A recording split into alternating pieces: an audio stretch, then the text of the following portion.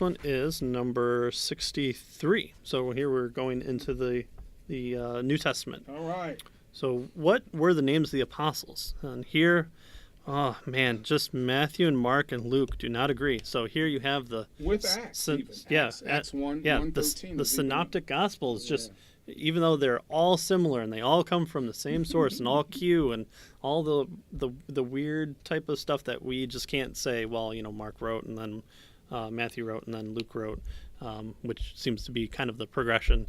Nope, they had no interaction with each other, and they just were lackadaisical with the people that they were living with and knew at the time. That's right. So you have to assume then that the Gospels were written much later, and even though it seems to be very historically accurate, these details just we don't really care about it, even though you're not too far divorced from if you believe in a late dating of the Gospels. Well, so the problem there is a lot of the details they did get right. I mean, very specific details, right?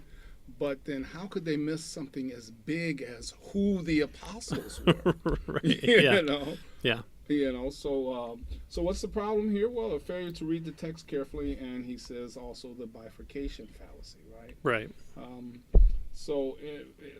And also the issue here is failing to realize that some people, surprise, surprise, have more than one name. Yeah, even though within the Gospels themselves, you have the change of some people's names. Right. Peter being the biggest example, probably. Matthew and Levi, right? It's the same person, different names, that kind of stuff.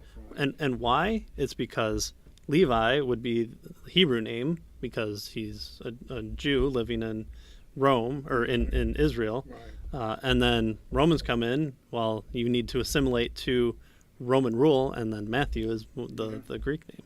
You can even have a third name. You can even have a Latin name on top of that. So the apostles, then, who are they? Well, he lists them here. The apostles are Peter, also named Simon, right? Andrew, it's Peter's brother. James, the son of Zebedee, and John, the brother of James. Philip, Bartholomew, Matthew, also known as Levi. Thomas, James, the son of Alphaeus. Thaddeus, also called Judas Lebus. Simon, the Canaanite, also called Zelotes. And Judas Iscariot. So those are the... right. And look at the ones. So Andrew is Peter's brother, so there might have been other Andrews that are hanging around the writers at the time, so they're or had maybe weren't in the 12, but maybe in the 50 or the wider circle. Mm-hmm. So these all have kind of different connotations. So Peter's brother, also known as Levi, so a change in name there from, like we said, Matthew being the more Greek name, son of Alphaeus, so referring to a father figure. So there might have been different Jameses. James didn't have a brother. That James didn't have a brother. So you're having more specificity there by referring to a father figure. And he points out that all three, Matthew, Mark, and Luke, all agree with this list that we listed here. The only issue then is Acts 1:13. But notice he says that it also lists all of these except for Judas Iscariot. Yeah, because there's two Jews. Understandably omitted, right? Since he, his the Acts doesn't record the events, that it starts after Judas was dead, betrayed and committed suicide.